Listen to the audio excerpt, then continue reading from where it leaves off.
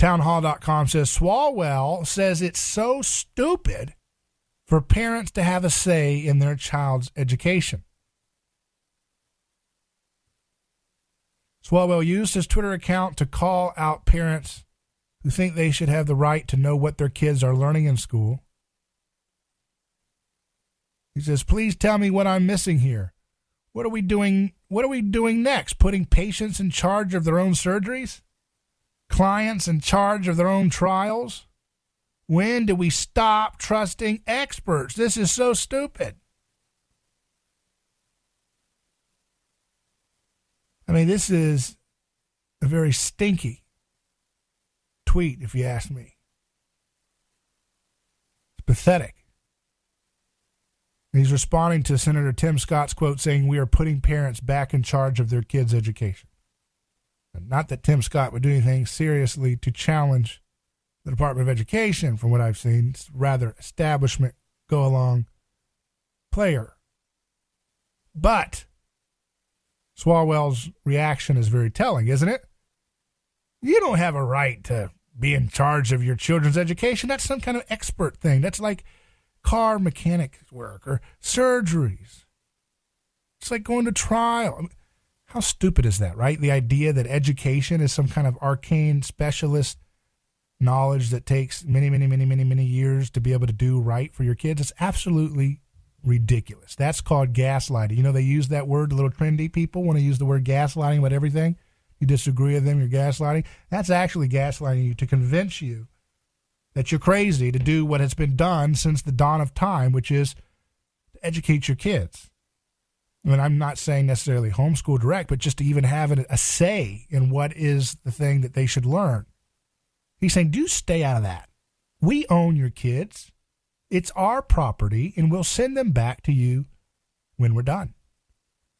Which is never really, right? Because with taxes and everything, they're always claiming U.S. property till death. But that kind of mindset is very telling.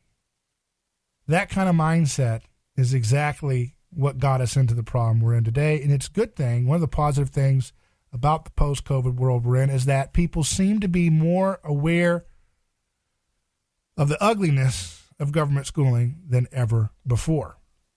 That seems to be something that's moving in a trend line, a positive direction.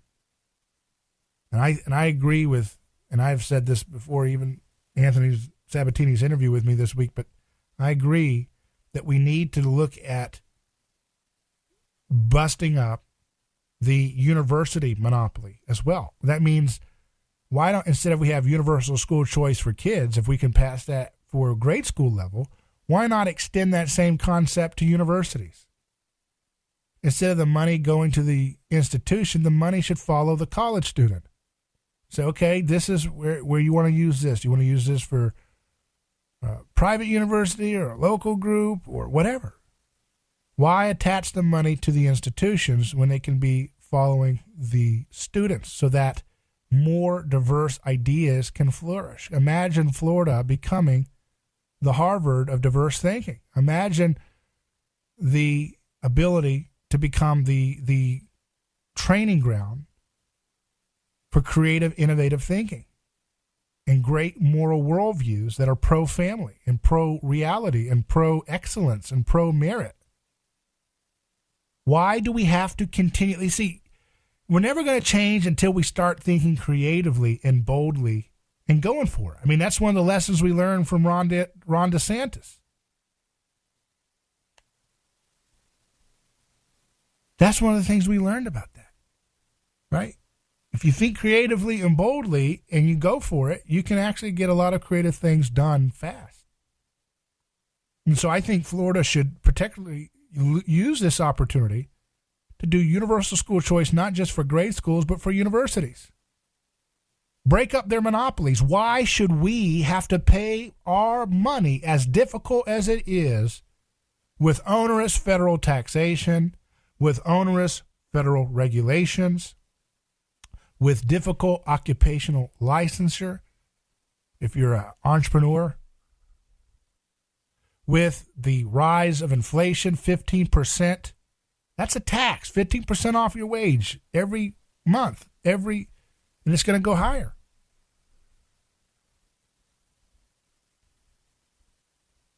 And you look at that and you say, my goodness, why do we have to keep subsidizing these insane religious institutions who are doing everything they can to create division and demoralization in those who go to those schools and buy the Kool-Aid that they're pushing?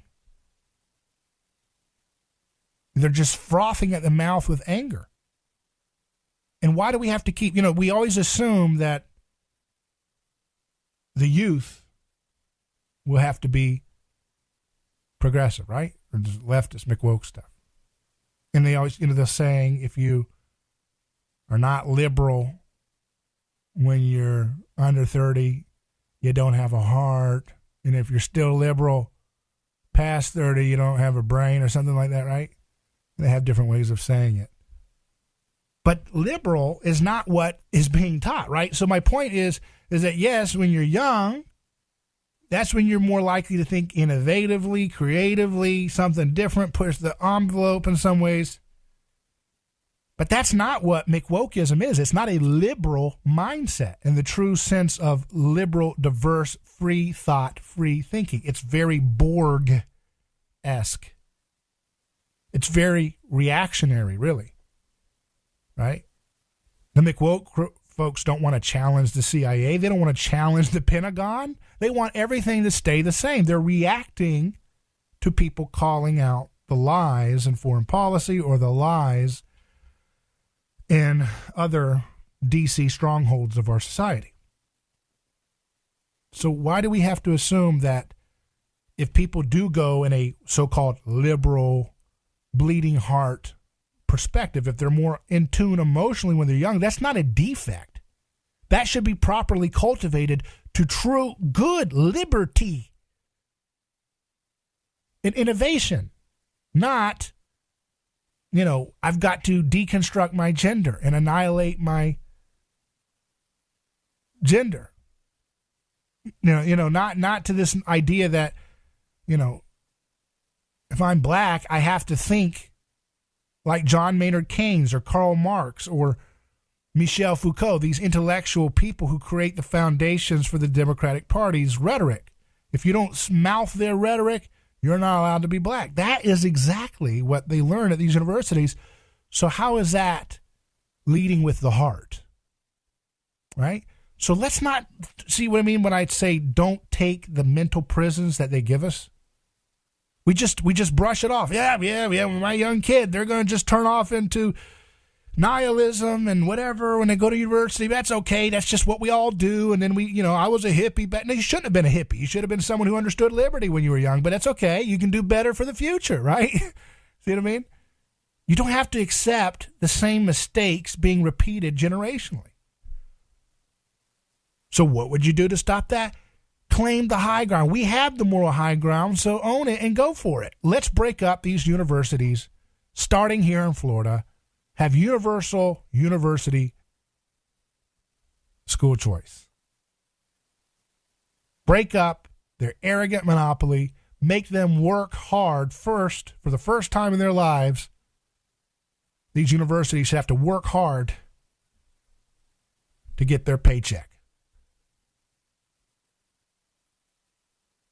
As long as we keep the same game going on, it ain't going to get us nothing. We shouldn't assume that because someone is more bleeding heart when they're young, that means we have to lose them into this insane, cold-hearted, hateful bigotry from the McWoke left ideology until they hopefully wake up from all the pain and suffering of life and become more moderate or conservative later on. That is dumb. That is a loser's mentality. There's no look at let me give you an example. The founders were young people when they led the revolution. They weren't 60. That's the problem with people when they look at pictures of the founders is they look at their, the little wigs they have with the little white powdered wigs and all that, and we just kind of that they were, old, right? Thomas Jefferson was 33 when he wrote the Declaration of Independence. That's my age, okay? So, you're listening, you're in a country, okay, with a document that changed the whole world, right? And it was written by a 33-year-old, same age as me, right? And we assume, right, that, okay, well, that was then. Why do you assume that? Why do we assume that vivacious, energetic energy of the youth must be misdirected into dumb, toxic, reactionary ideology?